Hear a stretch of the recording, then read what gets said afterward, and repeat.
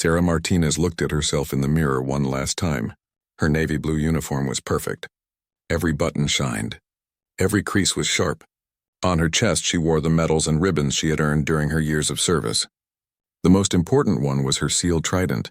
It was a small gold pin that looked like an eagle with wings spread wide. To most people, it was just a piece of metal. To Sarah, it meant everything. She had earned that trident the hard way. For 6 months, she had pushed her body and mind to the limit. She ran for miles in the sand. She swam in freezing cold water. She carried heavy boats over her head with her team. Many people quit during training. Sarah never gave up. When she finally received her trident, she cried tears of joy. She was one of the first women to become a Navy SEAL.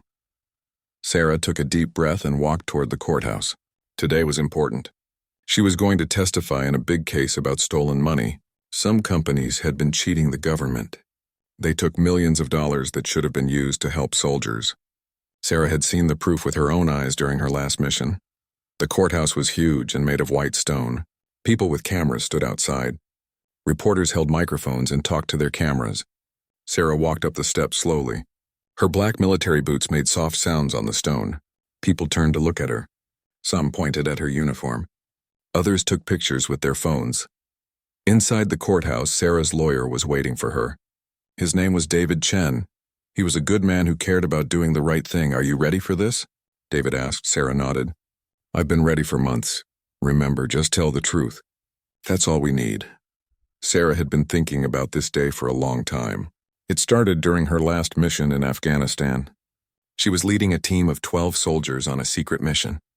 They were trying to find and stop some very bad people who were hurting innocent families. The mission was dangerous. Sarah and her team had to move at night through enemy territory. They carried special equipment that was supposed to help them see in the dark. But something was wrong with the equipment. It kept breaking down. The radios didn't work properly either. The body armor felt cheap and weak. At first, Sarah thought it was just bad luck. But then she started asking questions. She talked to other teams. They all had the same problems. The equipment was supposed to be the best money could buy, but it was actually cheap and poorly made. Sarah did some research. She found out that the companies making the equipment were charging the government for expensive, high-quality gear, but they were actually providing cheap, dangerous stuff instead. They were keeping the extra money for themselves. This meant that soldiers like Sarah were risking their lives with equipment that might fail them. During that mission in Afghanistan, Sarah's team got into trouble. They were surrounded by enemy fighters. Sarah tried to call for help, but her radio was broken. One of her soldiers got hurt because his body armor didn't stop a bullet like it was supposed to. They barely made it out alive. That night, Sarah made a promise to herself. She would not let this happen to other soldiers. She would find out who was responsible and make sure they were punished. When Sarah returned home, she started collecting evidence. She kept records of all the broken equipment. She took pictures. She talked to other soldiers who had the same problems. She worked with investigators who were looking into the companies. What they found was shocking. 3 big companies had been working together to cheat the government for over 5 years. They had stolen more than $50 million. The people running these companies lived in huge houses and drove expensive cars while soldiers risked their lives with broken equipment. Now Sarah was going to tell a judge and jury what she had discovered. Her testimony would help send these criminals to prison and get the stolen money back. As Sarah walked through the courthouse hallways, she thought about all the soldiers who couldn't be here today. Some had been injured because of the bad equipment. Others had died. She was speaking for all of them. The courtroom was big with tall ceilings and dark wood everywhere. There were rows of seats for people to watch the trial. At the front was the judge's bench, which was raised high above everyone else. On one side was the jury box with 12 empty chairs. Soon, 12 ordinary people would sit there and decide if the companies were guilty. Sarah saw the lawyers for the company sitting at a long table. They wore expensive suits and looked confident. They had been paid millions of dollars to try to prove their clients were innocent. Sarah knew they would try to make her look bad, but Sarah wasn't worried. She had the truth on her side. She had documents, photos, and testimony from dozens of soldiers. The evidence was clear and strong. David led Sarah to a seat in the front row. "The judge should be here any minute," he said. "Remember what we talked about. Just answer the questions honestly. Don't let them make you angry." Sarah nodded. She had been in much more dangerous situations than this. She had faced enemy bullets and bombs. A courtroom full of lawyers didn't scare her. Other people started filling the seats behind them. Sarah saw some reporters with notepads. There were also some families of soldiers who had been hurt by the bad equipment. They gave Sarah encouraging smiles. A door at the side of the courtroom opened. A court officer walked in. "All rise," the officer said loudly. "The Honorable Judge Harrison Blackwell presiding." Everyone in the courtroom stood up. Sarah straightened her uniform and stood at attention like she had been taught in the military. A tall man in black robes walked in. This was Judge Blackwell. He had gray hair and cold eyes. He looked around the courtroom like he owned everything in it. Sarah noticed that he barely glanced at her uniform or medals.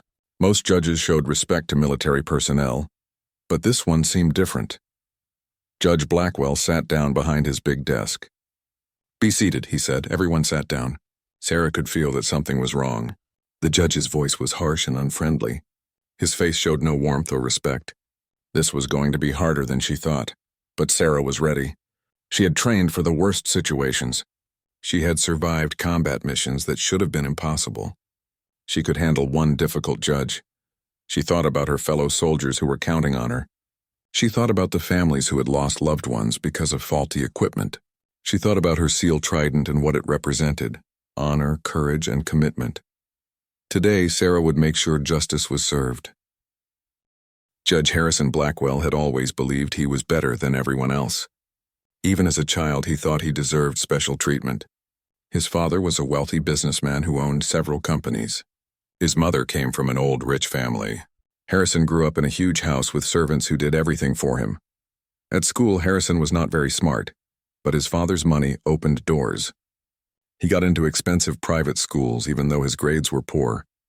When he wanted to become a lawyer, his father made large donations to law school. When Harrison barely passed the bar exam, his father's connections got him a job at a top law firm. Harrison never had to work hard for anything. He learned that money and power could solve any problem. He also learned that he could make people do what he wanted by scaring them or making them feel small. When Harrison became a judge 15 years ago, he thought he had reached the top. Now he could tell everyone else what to do. He could make people stand when he entered the room. He could send people to jail with just a few words. The power made him feel like a king, but Harrison had expensive tastes.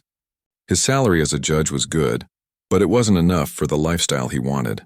He wanted the biggest house, the most expensive cars, and the finest clothes. He wanted to vacation in exotic places and eat at the most expensive restaurants. That's when Harrison started making deals he shouldn't have made. It began small. A lawyer would take him to dinner at a fancy restaurant. Another lawyer would invite him to play golf at an exclusive country club. Gradually, the gifts got bigger. Someone paid for his vacation to Europe. Someone else helped him buy a new car at a huge discount. In return, Harrison would make small favors. He would schedule court dates that were convenient for certain lawyers. He would be more patient with some lawyers than others. He would make rulings that helped some people more than they deserved. The biggest money came from 3 companies that worked with the government. These companies had contracts to make equipment for soldiers. They were supposed to make the best gear possible to keep soldiers safe. But the company owners were greedy. They wanted to make as much money as possible. So they started cutting corners. They used cheaper materials. They hired less skilled workers. They made equipment that looked good but didn't work properly. The company owners knew this was wrong. They knew soldiers could get hurt or killed because of their bad equipment. But they didn't care. All they cared about was money. The problem was that government inspectors sometimes caught them. When that happened, the companies could lose their contracts and face criminal charges. They needed someone to protect them. They needed Judge Harrison Blackwell. The deal was simple. The companies would pay Harrison large amounts of money. In return, if anyone tried to investigate them or prosecute them, Harrison would help them. He would make sure cases were delayed or dismissed. He would rule in their favor whenever possible. The companies paid Harrison in clever ways so it wouldn't look suspicious. They hired his wife as a consultant and paid her huge fees for doing almost no work. They bought his house for much more than it was worth and then sold it back to him for much less. They paid him to give speeches at their company events. Over 5 years, Harrison received more than $2 million from these companies. He used the money to live like a rich man. He bought a mansion in the most expensive neighborhood in the city. He bought luxury cars and expensive jewelry. He took vacations to private islands and ate at restaurants that cost hundreds of dollars per meal. But Harrison was careful. He made sure there were no obvious connections between him and the companies. He used different banks and had the payments spread out over time. He thought he was too smart to get caught. The arrangement worked well for years. Whenever investigators got too close to the companies, Harrison would step in. He would dismiss cases on technical grounds. He would exclude important evidence. He would give light sentences to company executives who got convicted of minor crimes. Meanwhile, soldiers were getting hurt and killed because of the faulty equipment. But Harrison didn't think about that. He only thought about the money and power. Harrison also enjoyed humiliating people in his courtroom. He would yell at lawyers for small mistakes. He would make people wait for hours without explanation. He would fine people for ridiculous reasons. He especially enjoyed being cruel to people who couldn't fight back. Harrison had a particular dislike for military people. He thought soldiers were simple-minded and violent. He believed they were beneath him intellectually and socially. When military personnel appeared in his courtroom, he treated them with obvious contempt. This attitude came partly from his own cowardice. Harrison had avoided military service during his youth by claiming he had medical problems. The truth was that he was too scared and too selfish to serve his country. He resented people who had the courage he lacked. Over the years, Harrison's behavior got worse. The power and money made him feel untouchable. He started taking bigger risks. He became more obvious about his bias and corruption. He thought no one would dare challenge him. Harrison's clerks and staff knew he was corrupt, but they were too afraid to speak up. He had destroyed the careers of people who crossed him before. Everyone who worked with him learned to keep quiet and do what he said. The lawyers who appeared in his court also knew something was wrong, but most of them were too scared to complain. Harrison could make their lives very difficult if they made him angry. He could rule against their clients unfairly. He could report them to the state bar for false violations. He could spread rumors that would destroy their reputations. So Harrison continued his corrupt practices year after year. The companies kept paying him and he kept protecting them. More soldiers were getting hurt, but Harrison didn't care. All that mattered to him was maintaining his wealth and power. But Harrison made one big mistake. He became so arrogant that he stopped being careful. He started to believe his own propaganda about being untouchable. He thought he could do whatever he wanted without consequences. When the government finally started investigating the equipment companies seriously, Harrison should have been more careful. He should have distanced himself from them. He should have recused himself from any cases involving them. Instead, Harrison decided to take an active role in protecting his benefactors. When he learned that a decorated Navy SEAL was going to testify against the companies, he saw it as a personal threat. He decided to destroy her credibility and humiliate her in front of everyone. Harrison thought he could use his power as a judge to silence this troublesome witness. He thought he could make her look foolish and unreliable. He thought his position made him immune to criticism. He had no idea that his next decision would destroy everything he had worked so hard to build. In his arrogance and greed, Harrison Blackwell was about to make the biggest mistake of his life. And this time, all his money and connections wouldn't be able to save him. The man who thought he was above the law was about to discover that justice could reach anyone, even corrupt judges who believed they were untouchable. Sarah Martinez walked slowly toward the witness stand. Her military boots made soft clicking sounds on the marble floor. The courtroom was completely quiet. Everyone was watching her. She could feel dozens of eyes following her every step. Judge Blackwell sat high above everyone else, looking down from his big wooden desk. His face showed no emotion, but his eyes were cold and calculating. Sarah had dealt with difficult people before, but something about this judge made her uncomfortable. The court clerk held out a Bible. "Please place your left hand on the Bible and raise your right hand," she said. Sarah did as she was told. Her uniform was perfectly neat. The medals and ribbons on her chest caught the light from the courtroom windows. Her sealed trident gleamed gold against the dark blue fabric. "Do you swear to tell the truth, the whole truth, and nothing but the truth, so help you God?" the clerk asked. "I do," Sarah said in a clear, strong voice. Before Sarah could take another step toward the witness chair, Judge Blackwell's voice boomed across the courtroom. "Stop right there. he said loudly. Everyone turned to look at the judge. Sarah stopped walking and looked up at him, confused. "What is all that gaudy display on your uniform?" Judge Blackwell asked, pointing at Sarah's medals. Sarah looked down at her chest, then back up at the judge. "These are my service medals and decorations, Your Honor. They represent my years of service to our country." Judge Blackwell leaned forward in his chair. His voice was cold and mocking. "This is a court of law, not a military parade. Those flashy decorations are prejudicial and inappropriate. They might make the jury think you're some kind of hero instead of just another witness." Murmurs went through the courtroom. People couldn't believe what they were hearing. Sarah's lawyer, David Chen, stood up quickly. "Your Honor, Commander Martinez is appearing in her official military dress uniform, which is completely appropriate and respectful for court proceedings," David said. "I didn't ask for your opinion, Counselor," Judge Blackwell snapped. "Sit down." David reluctantly sat back down, but his face showed his anger and disbelief.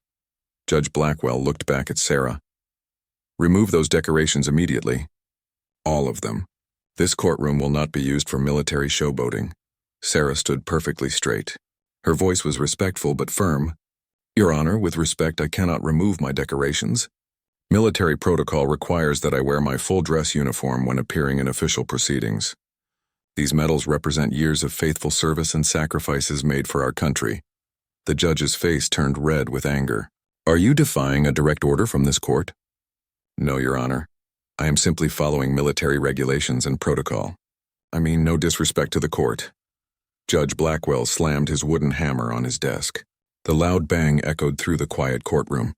"I find you in contempt of court for willfully disobeying a lawful order. Bailiff, remove those decorations from this witness immediately." The courtroom erupted in shocked voices. People couldn't believe what they were seeing. Several reporters in the back of the room started typing frantically on their phones and laptops. Two bailiffs looked at each other nervously. They had never been asked to do anything like this before. Removing medals from a decorated soldier seemed wrong and disrespectful. "Did you hear me?" Judge Blackwell shouted. "Remove those decorations now." One of the bailiffs, a middle-aged man named Tom Rodriguez, slowly walked toward Sarah. He had served in the army many years ago and knew what those medals meant. His hands were shaking as he approached her. "Ma'am, I'm sorry about this," Tom whispered to Sarah. "I have to follow the judge's orders." Sarah looked him in the eyes. "I understand. You're just doing your job." The bailiff started removing Sarah's medals one by one. Each time he took off a decoration, gasps and angry voices came from the people watching. When he reached for her seal trident, his hands shook even more. "Please don't take that one," Sarah said quietly. "That trident means everything to me. I earned it through blood, sweat, and tears." The bailiff looked back at Judge Blackwell, hoping the judge would change his mind. But Blackwell just stared at him coldly and pointed at the trident. "Everything," the judge said firmly. "Remove everything." Tom Rodriguez felt sick to his stomach as he unpinned Sarah's seal trident from her uniform. Sarah closed her eyes for a moment as her most precious decoration was taken away. A tear rolled down her cheek, but she stood strong and didn't make a sound. The entire courtroom watched in stunned silence as this decorated war hero was humiliated in front of everyone. Many people in the audience had tears in their eyes. Some were taking pictures and videos with their phones. Among the spectators was Marcus Thompson, a young reporter for a local news website. He had come to cover the corruption trial, but now he was witnessing something much bigger. He held up his phone and recorded everything that was happening. His hands were shaking with anger as he watched this brave soldier being treated so badly. In the back of the courtroom sat Jennifer Walsh, whose son had been killed in Afghanistan while serving with Sarah's unit. She had come to support Sarah's testimony. When she saw Sarah's medals being removed, she stood up and shouted, "This is disgraceful. How dare you treat her this way? She's a hero." "Order in the court," Judge Blackwell yelled, slamming his hammer again. "One more outburst and I'll have you arrested for contempt." But Jennifer wasn't the only one who was angry. Other people in the courtroom started speaking up too. Veterans, family members of soldiers, and ordinary citizens who respected the military were all outraged by what they were seeing. "Sit down and be quiet, all of you," Judge Blackwell shouted. "This is my courtroom and you will follow my rules." Sarah stood at the witness stand with her uniform looking bare and empty. All her medals were gone. She looked smaller without them, but her spirit wasn't broken. She held her head high and looked directly at the judge. "Your Honor, may I now give my testimony?" she asked calmly. Judge Blackwell seemed surprised that she was still composed and dignified after what he had done to her. He had expected her to break down or get angry. Instead, she remained professional and strong. "You may be seated," he said gruffly. As Sarah sat down in the witness chair, camera flashes went off throughout the courtroom. Reporters were taking pictures of her sitting there without her medals. The image of this decorated seal being stripped of her honors would soon be seen around the world. David Chen stood up to begin asking Sarah questions, but Judge Blackwell interrupted him again. "Before we proceed, let me make something clear to everyone in this courtroom," the judge said loudly. "I will not tolerate any military posturing or attempts to prejudice this jury. The witness will be treated like any other citizen, nothing more, nothing less. But the damage was already done. In trying to humiliate Sarah and diminish her credibility, Judge Blackwell had instead created a powerful image that would soon spread across the internet. The picture of a decorated war hero being stripped of her medals by an arrogant judge would outrage millions of people. Marcus Thompson was already uploading his video to social media. He typed quickly, "Breaking. Federal judge humiliates decorated Navy SEAL by forcing removal of medals earned in combat. This is absolutely disgusting." Within minutes, his post started getting hundreds of views, likes, and shares. Other people in the courtroom were also posting pictures and videos to their social media accounts. The story was spreading rapidly across the internet. Judge Blackwell had no idea that his moment of petty cruelty would soon make him famous for all the wrong reasons. He thought he had successfully put this troublesome witness in her place. He thought he had shown everyone who was in charge. Instead, he had just made the biggest mistake of his life. In a few short minutes, he had turned himself from an unknown federal judge into the most hated man in America. His act of arrogance and disrespect would soon bring his entire corrupt empire crashing down around him. But for now, Judge Blackwell sat smugly in his chair, completely unaware that his world was about to change forever. Marcus Thompson's hands were shaking as he posted the video online. He had been a reporter for 5 years, but he had never seen anything like this. A federal judge had just humiliated a decorated Navy SEAL in front of a packed courtroom. Marcus knew this story would explode across the internet. The video was only 3 minutes long, but it captured everything. It showed Sarah Martinez standing proudly in her uniform with her medals shining on her chest. It showed Judge Blackwell ordering her to remove them. Most importantly, it showed the bailiff taking away her precious seal trident while she stood there with tears in her eyes but her head held high. Marcus typed a description under the video. Federal Judge Harrison Blackwell just humiliated Navy SEAL Commander Sarah Martinez by forcing her to remove all her medals, including her seal trident, before testifying in a corruption trial. This decorated war hero served 3 tours in Afghanistan and risked her life for our country. This treatment is absolutely disgraceful and un-American. Within the first minute, the post had 50 likes and 10 shares.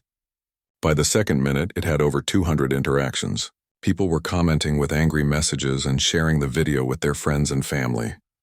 "This makes me sick," wrote one person. "How dare he treat a hero like this?" "I'm a veteran and this breaks my heart," commented another. "That seal trident represents incredible sacrifice and courage. Someone needs to investigate this judge immediately," demanded a third person. The video spread to other social media platforms quickly. Other people who had been in the courtroom posted their own photos and videos from different angles. Soon there were dozens of different recordings of the same incident circulating online. Amy Rodriguez was at home making lunch for her children when she saw the video on her phone. Her husband was currently deployed overseas with the Army. When she watched Judge Blackwell humiliate Commander Martinez, she felt like someone had punched her in the stomach. Amy immediately shared the video with her network of military families. She wrote, "This is how our heroes are treated in America? This judge should be ashamed of himself. Please share this so everyone can see what happened." Within an hour of the original post, the video had been viewed over 50,000 times. It was being shared not just by military families, but by ordinary Americans who were outraged by what they saw. Major General Patricia Williams was in her office at the Pentagon when her aide rushed in with a tablet computer. "General, you need to see this right away," the aide said, pulling up the video. General Williams watched the footage with growing anger and disbelief. She had known Sarah Martinez personally for several years. Sarah was one of the finest officers she had ever worked with. To see her treated this way was beyond unacceptable. General Williams immediately called an emergency meeting with other high-ranking military officials. Within 2 hours, the Pentagon released an official statement. The United States military stands firmly behind Commander Sarah Martinez, a decorated Navy SEAL who has served our nation with honor and distinction. The treatment she received in federal court today is unprecedented and deeply disrespectful to all who serve in uniform. We are calling for an immediate investigation into Judge Blackwell's conduct.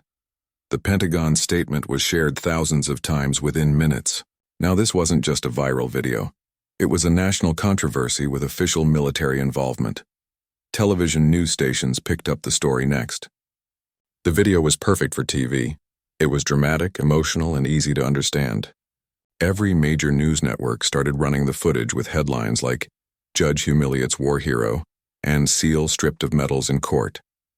CNN interviewed retired General Michael Patterson, who had commanded Special Operations Forces for many years.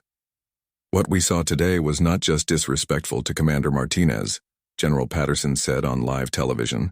It was disrespectful to every man and woman who has ever worn the uniform. Those medals represent real sacrifice, real courage, and real service to our nation. No judge has the right to treat them like costume jewelry.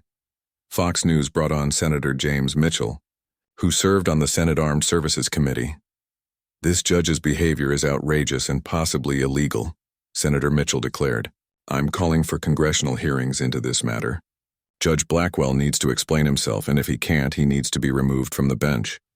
By evening, the story was the lead item on every major news program. Social media was flooded with messages of support for Sarah Martinez and calls for Judge Blackwell to be punished. The hashtag #YarnStandWithSarah began trending on Twitter. Thousands of veterans posted photos of themselves in uniform with their own medals, showing solidarity with Commander Martinez. Active duty service members shared the video with messages about the importance of respecting military decorations. Celebrity veterans also spoke out. Actor and former Navy SEAL Marcus Luttrell posted a video message. What happened to Commander Martinez today is a disgrace. That SEAL trident she earned represents the hardest military training in the world. She earned the right to wear it with blood, sweat, and sacrifice. Any judge who doesn't understand that has no business being on the bench.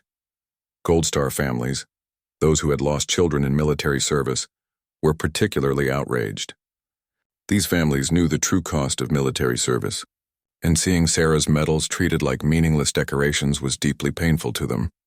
Mary Stevens, whose son had died in Iraq, posted on Facebook, "My son died defending the values that Judge Blackwell spit on today.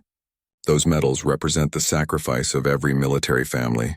This judge owes every Gold Star family in America an apology." The story spread internationally as well. Military personnel from allied countries expressed their support for Sarah and their disgust with Judge Blackwell's behavior. The incident was making America look bad around the world. By midnight, less than 12 hours after the incident, the video had been viewed over 5 million times. It had been shared on every major social media platform and discussed on news programs across the globe. Judge Blackwell's name was trending on social media, but not in a good way. Thousands of people were calling him names and demanding that he be fired. Some people found his home address and were posting it online, along with photos of his house and expensive cars. Local news crews stationed themselves outside Blackwell's mansion, hoping to get a comment from him. But the judge wasn't answering his door or his phone. His wife's car was seen leaving the property through a back entrance, but she refused to stop for reporters. The companies that had been paying Judge Blackwell were also starting to panic. They realized that this viral video was bringing unwanted attention to their corruption trial. The last thing they wanted was millions of angry Americans paying attention to their case. Robert Kane, the CEO of one of the companies, held an emergency meeting with his lawyers.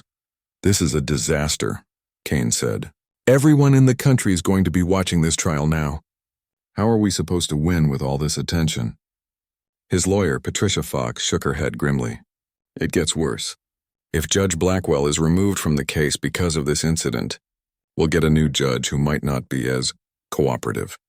Meanwhile, Sarah Martinez was at home with her family, watching the news coverage in amazement.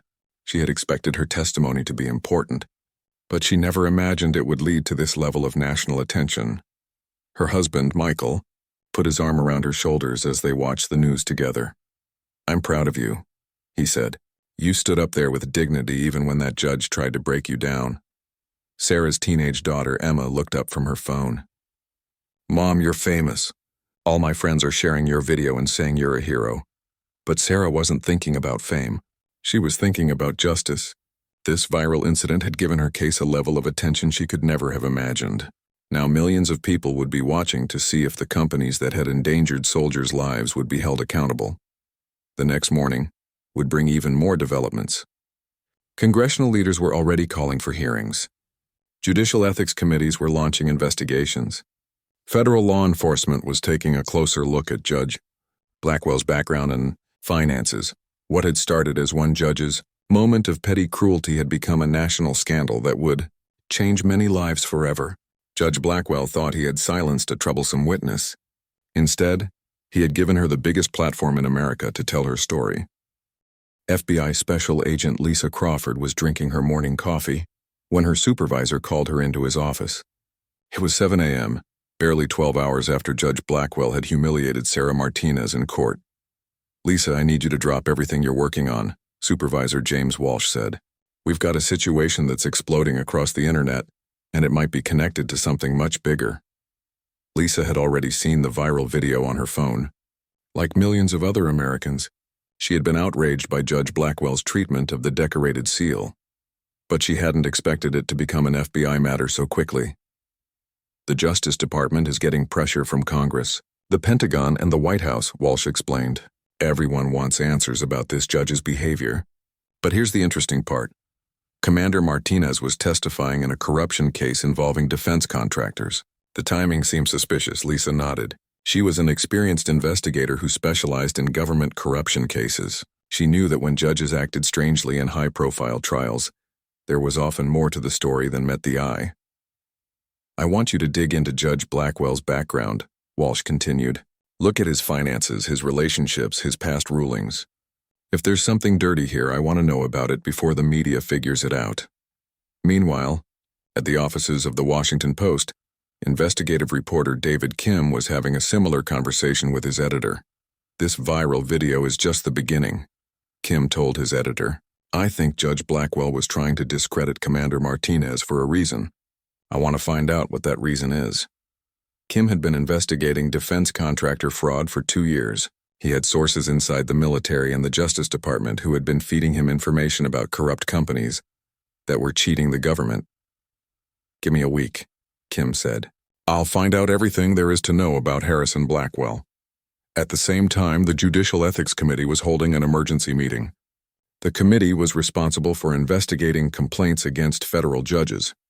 Usually their work was quiet and took months or years to complete. But the Blackwell situation was different. The entire country was watching. Committee Chairman Judge Margaret Thompson called the meeting to order. "We have received over 10,000 complaints about Judge Blackwell in the past 12 hours, she announced to the committee. "This is more complaints than we usually receive in an entire year. We need to fast-track this investigation." Judge Thompson assigned a team of investigators to look into every aspect of Blackwell's judicial career. They would review his rulings, his financial disclosures, his relationships with lawyers and businesses, and his conduct in court. But Judge Blackwell wasn't just facing one investigation. He was about to face several investigations from different agencies, all happening at the same time. Lisa Crawford started her FBI investigation by looking at Judge Blackwell's financial records. What she found immediately raised red flags. Blackwell's official salary as a federal judge was $200,000 per year. That was good money, but it wasn't enough to explain his lifestyle. Lisa discovered that Blackwell owned a mansion worth $2.8 million, 3 luxury cars worth more than $300,000 combined, and a vacation home in the Caribbean worth $1.5 million. Where did he get the money for all this? Lisa wondered out loud as she studied the records. She started digging deeper into Blackwell's bank accounts. Federal judges were required to file financial disclosure reports every year, but Lisa found that Blackwell's reports didn't match his actual spending. The reports showed modest investments and savings, but his bank records showed large deposits that weren't explained. Over the past 5 years, Blackwell had deposited more than $2 million in extra money that didn't come from his judge salary. Lisa traced some of these deposits back to their sources. Many of them came from shell companies with names like Legal Consulting Services LLC and Judicial Education Institute Inc.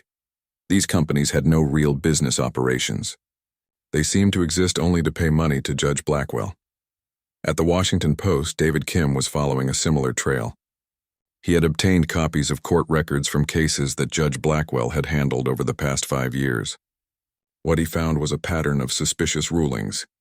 In case after case involving defense contractors, Judge Blackwell had made decisions that helped the companies and hurt the government's attempts to prosecute them.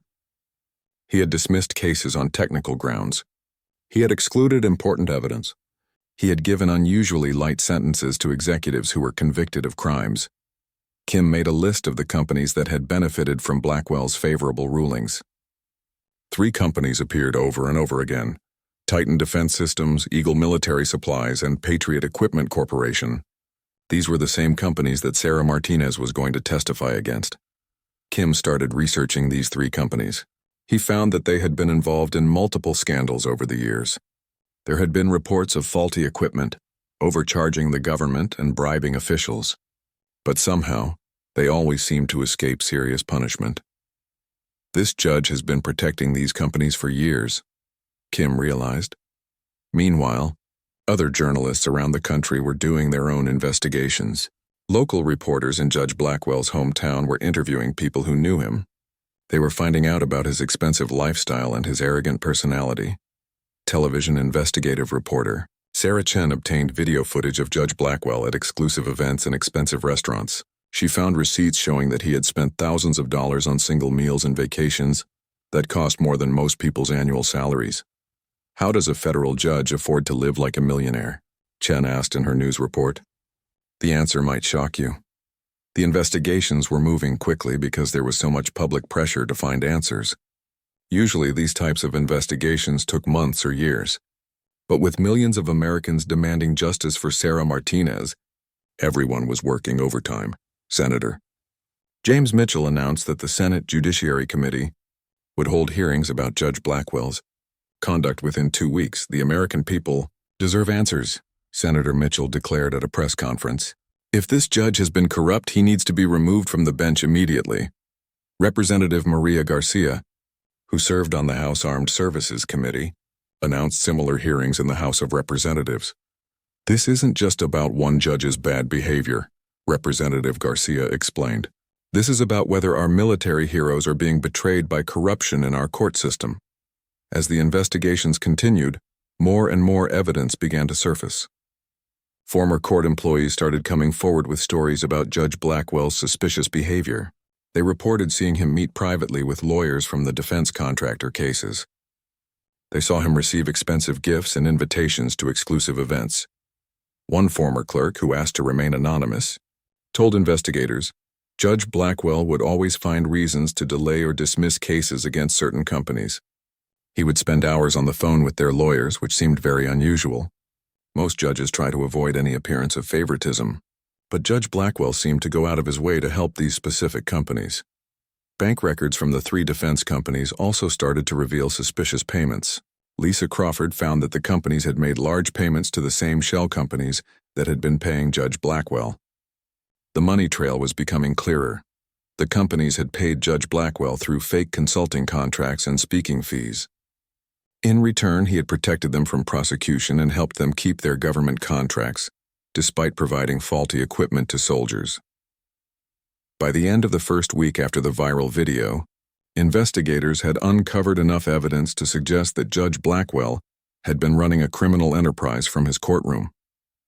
He had been selling his judicial decisions to the highest bidder, and soldiers had died because of the faulty equipment he had helped these companies continue to sell. The man who had tried to humiliate Sarah Martinez to protect his corrupt partners was about to discover that his own crimes were much more serious than anything he had accused her of.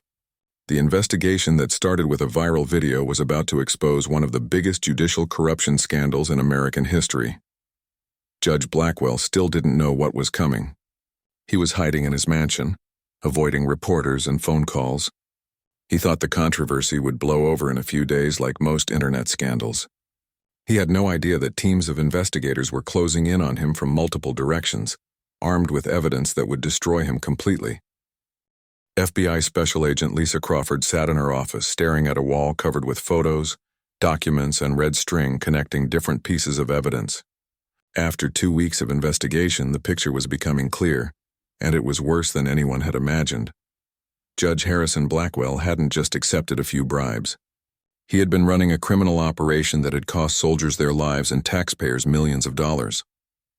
Lisa picked up her phone and called her supervisor. "James, you need to get down here right now. What we've found is going to blow this case wide open." 15 minutes later, Supervisor Walsh was standing in Lisa's office, looking at the evidence wall with amazement. "Walk me through it," he said. Lisa pointed to a photo of Judge Blackwell's mansion. "It starts with the money.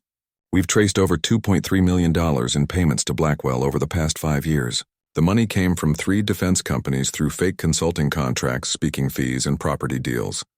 She moved to another section of the wall showing bank records. Here's how it worked. The companies would set up shell companies with innocent-sounding names. These fake companies would then hire Blackwell's wife as a consultant and pay her huge fees for work she never actually did. They also bought his house for $800,000 more than it was worth, then sold it back to him 6 months later for $500,000 less than they paid. Walsh whistled softly. "That's money laundering." "It gets worse," Lisa continued. "We found emails between Blackwell and the company executives. They weren't even trying to hide what they were doing toward the end. Look at this." She handed Walsh a printed email from Robert Kane, CEO of Titan Defense Systems, to Judge Blackwell. The email read, "Harrison, we need that Martinez woman's testimony thrown out or discredited. She has documents that could destroy us all. Whatever it takes, make sure her testimony doesn't hurt us. The usual payment will be in your account by Friday." Judge Blackwell had replied, "Don't worry. I'll handle the seal. She won't be a problem after I'm done with her." They were planning to destroy Sarah Martinez's credibility before she even took the stand, Lisa explained. Blackwell's humiliation of her wasn't a spontaneous act of judicial arrogance. It was a planned attack designed to make her look unreliable to the jury. Walsh shook his head in disgust. These people were willing to let soldiers die to protect their profits. Lisa showed him more evidence. "We found quality control reports from the company's factories. They knew their equipment was defective. Radio systems that failed in combat zones, body armor that couldn't stop bullets, night vision equipment that broke down in the field. They knew soldiers would die, but they kept selling the equipment because it was cheaper to make than the real thing." The investigation had revealed that at least 47 American soldiers had been killed or seriously injured because of faulty equipment produced by these 3 companies. The companies had saved money by using cheaper materials and less skilled workers, but they charged the government full price for high-quality equipment they never delivered. Every time the government tried to investigate or prosecute these companies, Judge Blackwell stepped in to protect them. Lisa continued. He dismissed cases, excluded evidence, gave light sentences, and delayed trials until witnesses disappeared or evidence was lost. Meanwhile, at the Washington Post, David Kim was putting together his own devastating exposé. He had interviewed dozens of soldiers who had been endangered by the faulty equipment. Their stories were heartbreaking and infuriating. Sergeant Maria Lopez told Kim how her radio had failed during a firefight in Afghanistan, cutting off her unit from backup support. "3 of my soldiers were wounded because we couldn't call for help," she said. "Later, I found out that the radio manufacturer knew these radios failed in hot weather, but they never told the military about the problem." Captain John Wilson described how his night vision goggles had stopped working during a rescue mission. "We were trying to save civilians who were trapped in a building," he said. "My goggles went black right when we needed them most. We had to abort the mission and 2 civilians died. If I had known the equipment was defective, I would have brought backup gear." Kim also interviewed family members of soldiers who had died because of the faulty equipment.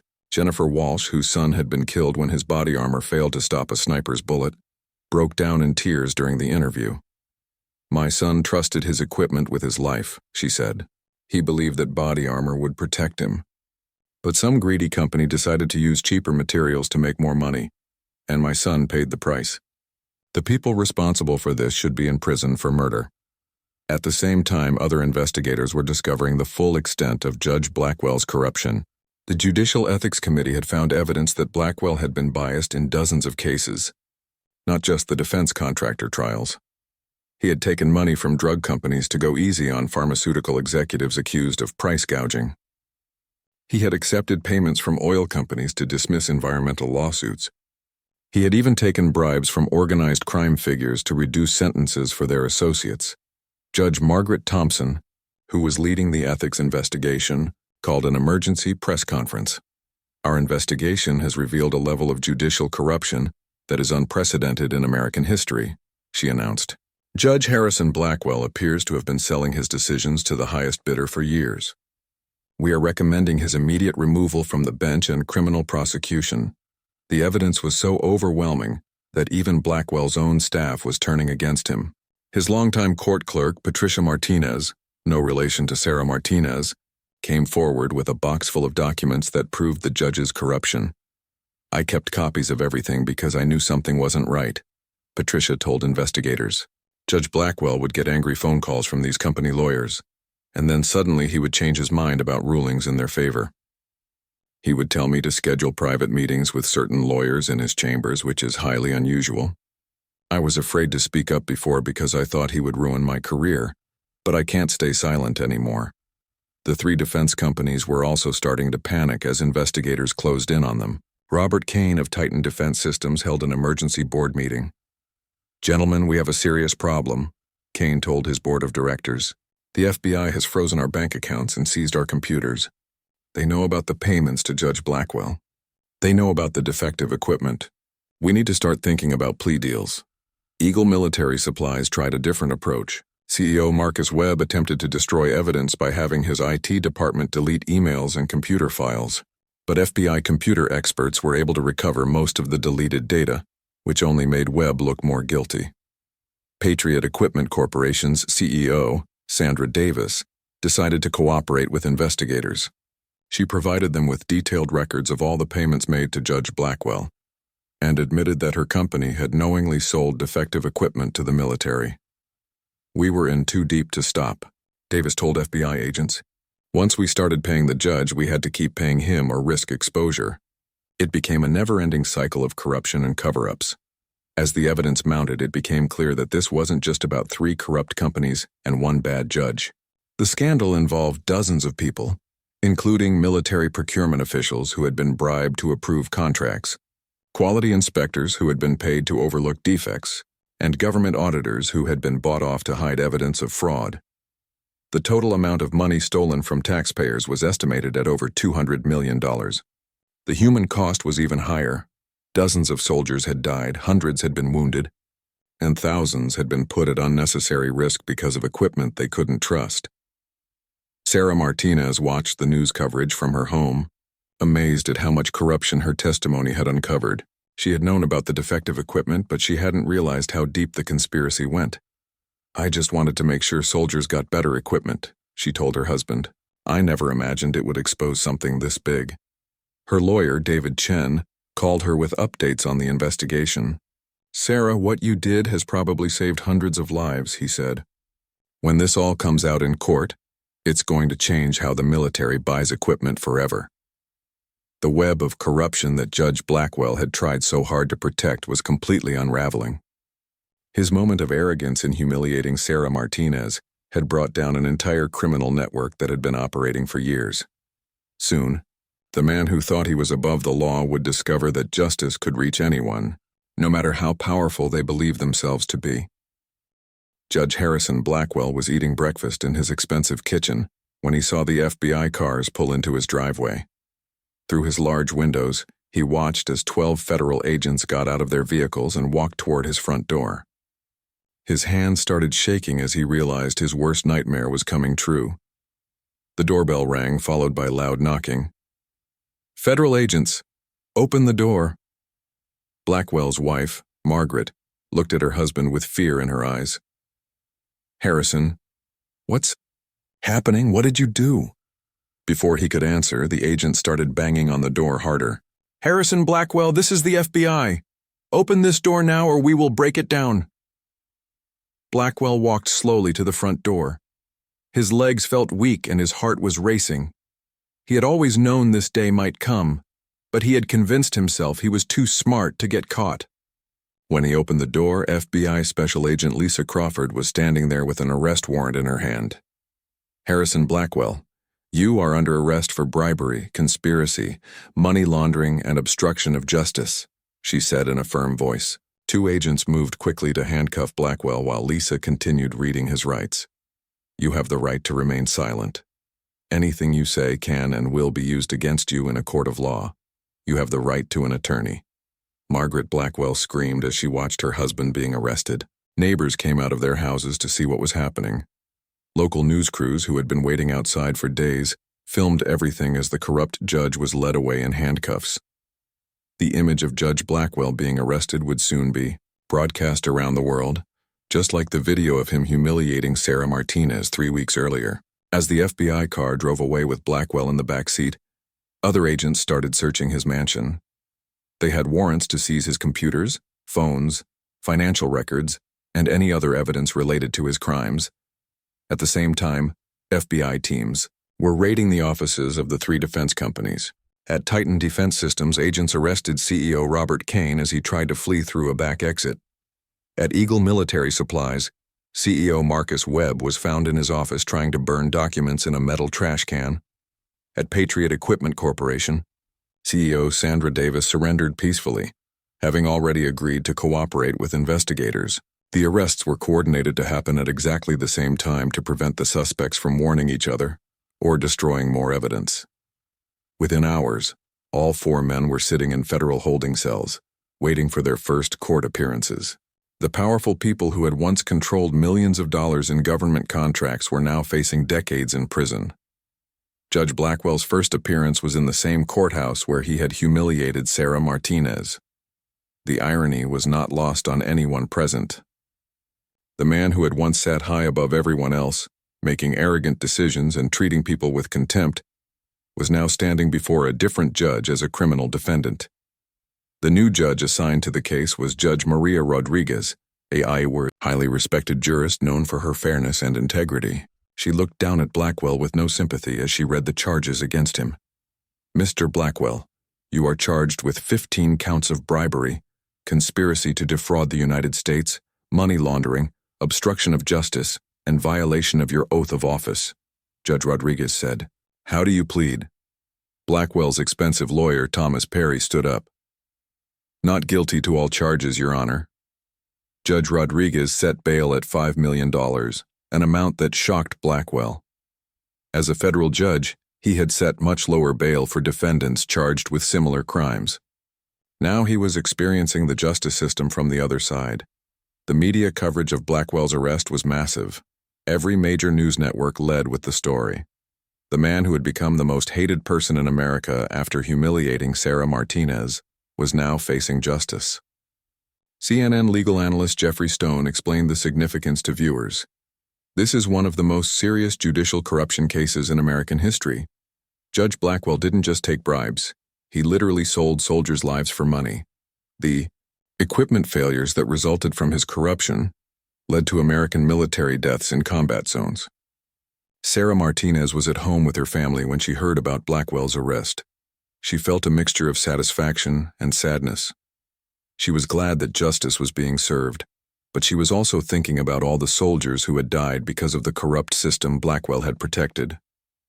"Mom, they arrested the mean judge," her daughter Emma said excitedly as she watched the news.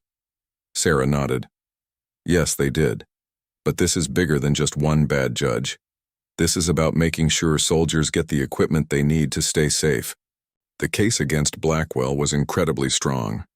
FBI agents had recovered thousands of emails, bank records, and documents that proved his guilt beyond any doubt. They had recorded phone conversations, financial transactions, and even video surveillance of him meeting with company executives. Prosecutor Jennifer Walsh, the same woman whose son had died because of faulty equipment, was assigned to lead the case against Blackwell. She felt a personal connection to the case that went beyond her professional duties. "This man betrayed every soldier who ever trusted their equipment to keep them alive," Walsh told her team. "We're going to make sure he pays for every crime he committed." The evidence against the three company CEOs was equally strong. Investigators had found internal company documents showing that the executives knew their equipment was defective, but chose to sell it anyway to maximize profits.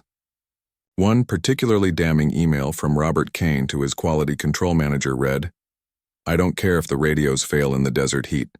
We're making 200% profit on these contracts. If soldiers die, that's the government's problem, not ours." Another email from Marcus Webb instructed his workers to use cheaper materials in body armor, while still charging full price. "The military won't know the difference until someone gets shot," Webb had written. "By then, we'll have made our money and moved on to the next contract." As the legal proceedings continued, more victims came forward to tell their stories. Military families who had lost loved ones because of faulty equipment testified before Congress about the real human cost of corporate greed and judicial corruption. Master Sergeant David Thompson testified about losing 3 soldiers in his unit when their radios failed during a Taliban attack. "We couldn't call for air support because our communications were down," he said with tears in his eyes. Those 3 young men died because someone decided to make cheaper radios to increase their profits. Captain Lisa Johnson described watching her friend die when his night vision goggles failed during a nighttime mission. "He walked right into an enemy ambush because he couldn't see where he was going," she said. The goggles were supposed to be military grade, but they were actually cheap civilian models painted green. The public outrage over these stories was enormous. Protests were held outside the courthouse demanding maximum sentences for all the defendants. Veterans organizations called for changes in military procurement procedures to prevent similar corruption in the future. Judge Blackwell's trial was scheduled to begin 2 months after his arrest. But as the evidence against him mounted, his lawyer began discussing a plea deal with prosecutors. "Harrison, the evidence against you is overwhelming," Thomas Perry told his client during a jail visit. "They have everything: bank records, emails, recordings, documents. If you go to trial, you'll probably get life in prison. If you plead guilty and cooperate, you might get 15 to 20 years. Blackwell, who had lost weight and looked much older than his age, struggled with the decision. He had spent his entire career believing he was above the law. Now he was discovering what it felt like to be powerless in the justice system. Meanwhile, Sarah Martinez was preparing to testify again, this time against Judge Blackwell and the corrupt companies. The testimony that Blackwell had tried so hard to suppress would now be used to send him to prison. "Are you ready for this?" her lawyer David Chen asked her. Sarah straightened her uniform, which once again displayed all her medals and decorations, including her precious seal trident. "I've been ready since the day I put on this uniform," she replied. "It's time for these criminals to face justice." The tables had completely turned. The man who had tried to humiliate a war hero was now the one facing humiliation and disgrace. The judge who had sold his integrity for money was about to learn that justice, though sometimes slow, always finds its target in the end. 6 months after Judge Harrison Blackwell had tried to humiliate her, Sarah Martinez walked back into the same federal courthouse. This time everything was different. She was no longer a witness being attacked by a corrupt judge. She was now the star witness in the biggest judicial corruption trial in American history. Sarah wore her full dress uniform with all her medals and decorations proudly displayed. Her seal trident gleamed on her chest, representing the honor and integrity that Blackwell had tried to destroy. The courtroom was packed with reporters, military families, and citizens who had followed the story since the viral video.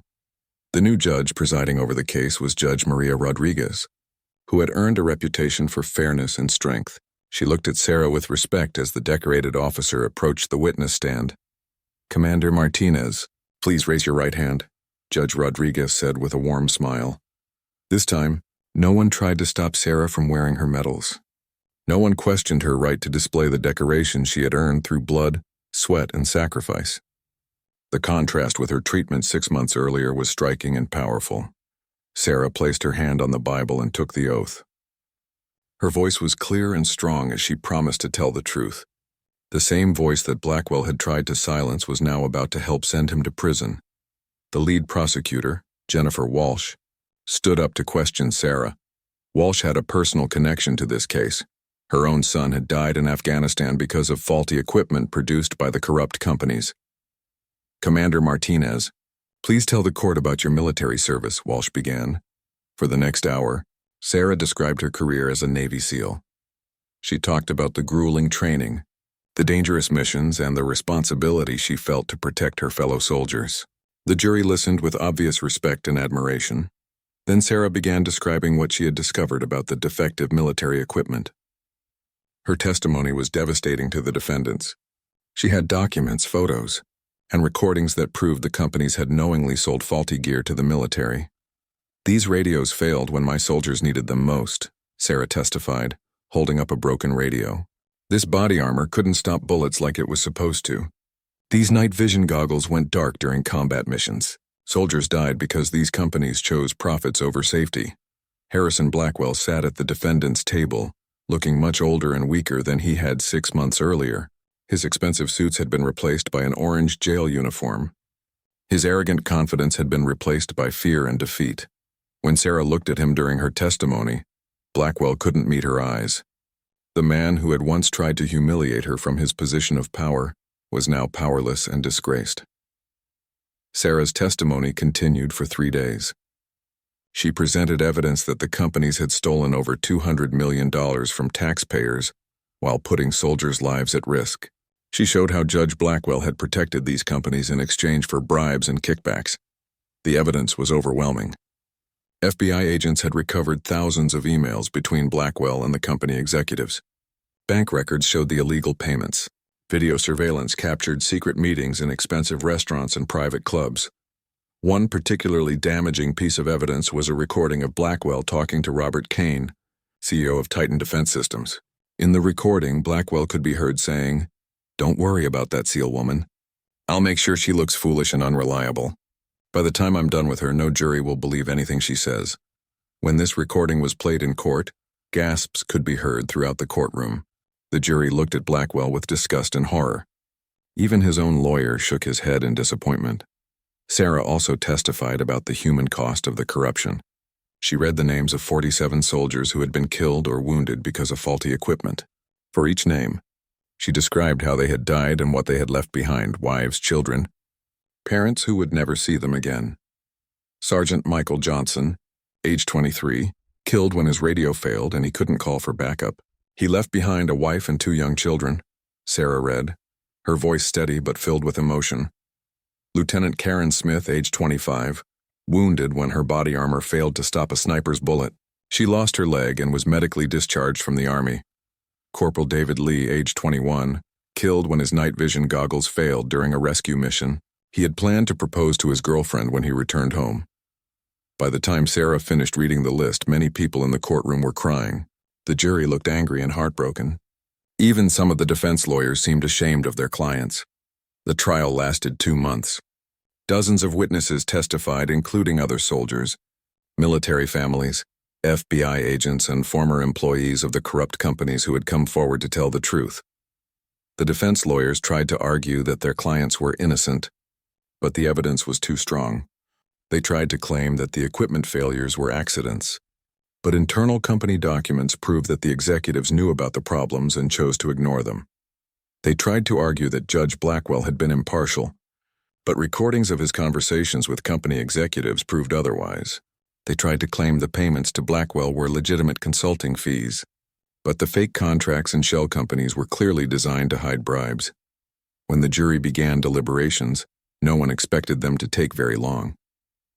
The evidence was clear and overwhelming. After just 4 hours, they returned with their verdict. On the charge of conspiracy to defraud the United States, "We find the defendant Harrison Blackwell guilty," the jury foreman announced. On the charge of accepting bribes, "We find the defendant guilty." On the charge of money laundering, "We find the defendant guilty." One by one, the jury found Blackwell guilty on all 15 charges against him. The former judge sat with his head in his hands as his life and career crumbled around him. The 3 company CEOs were also found guilty on all charges. The jury had deliberated for less than 5 hours total, making it one of the fastest verdicts in a major federal corruption case. 2 months later, Sarah Martinez returned to the courthouse for the sentencing hearing. Once again, she wore her full uniform with her medals and SEAL trident displayed proudly. Judge Rodriguez called the defendants forward one by one to receive their sentences. Harrison Blackwell, you have been found guilty of the most serious judicial corruption in American history, Judge Rodriguez said. You betrayed your oath of office, corrupted our justice system, and contributed to the deaths of American soldiers. You will be sentenced to 25 years in federal prison without the possibility of parole. The courtroom erupted in applause and cheers. Blackwell's wife broke down in tears. But most people in the courtroom felt that justice had finally been served. The three company CEOs received similar sentences. Robert Kane got 22 years. Marcus Webb got 20 years, and Sandra Davis got 15 years because she had cooperated with investigators. In addition to the prison sentences, the defendants were ordered to pay $250 million in restitution to the families of soldiers who had been killed or wounded, and to the U.S. government for the money they had stolen. After the sentencing, Sarah Martinez held a press conference outside the courthouse. Dozens of reporters and cameras surrounded her as she made a statement. Today, justice was served for every soldier who was betrayed by these criminals, Sarah said. No amount of money or power should be able to put our military men and women at risk. I hope this case sends a message that corruption will not be tolerated, especially when it endangers the lives of those who serve our country. A reporter asked Sarah how she felt about Judge Blackwell's sentence. 25 years seems appropriate, Sarah replied. Judge Blackwell tried to use his position to humiliate me and suppress the truth. Instead, he exposed his own crimes and brought justice to the soldiers and families who were harmed by his corruption. The case became a landmark in American legal history. It led to major reforms in military procurement procedures and judicial oversight. New laws were passed to prevent similar corruption in the future. Sarah Martinez was awarded the Congressional Gold Medal for her courage in exposing the corruption despite personal attacks and humiliation. She was also promoted to the rank of captain and given a new assignment training the next generation of Navy SEALs. Harrison Blackwell began serving his sentence at a federal prison in Texas. The man who had once lived in a mansion and driven luxury cars was now confined to a small cell. His wife divorced him and took half of his remaining assets. His name became synonymous with corruption and disgrace. The viral video that had started it all, showing Blackwell humiliating Sarah Martinez, was preserved in the National Archives as an example of how corruption can be exposed by courage and truth. 5 years later, Sarah Martinez retired from the Navy and became an advocate for military families and veterans' rights. She often spoke at military academies and law schools about the importance of integrity and moral courage. That day in court when Judge Blackwell tried to humiliate me was actually a blessing, she would tell audiences. It gave me the platform I needed to expose a corrupt system and save soldiers' lives.